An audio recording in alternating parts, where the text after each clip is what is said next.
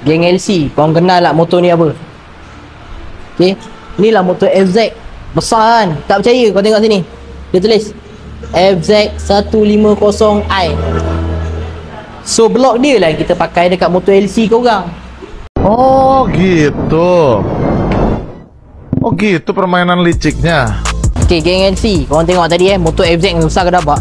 Spek FZ tu masuk kat motor korang yang kecil macam ni. Ni motor LC lah, V4 kot.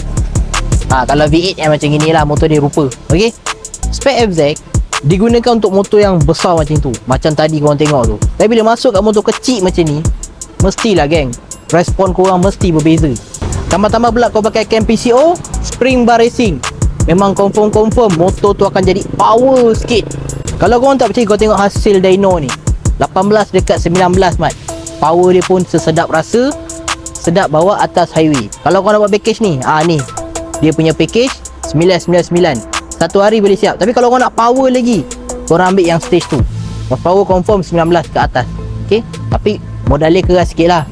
Cuma korang akan dapat ECU ataupun CDI, exhaust. So lepas-lepas ni korang nak outspec dah sedang. Okay, kalau nak buat isi beg biru kat bawah ataupun kat kedai, satu hari boleh siap. Booking slot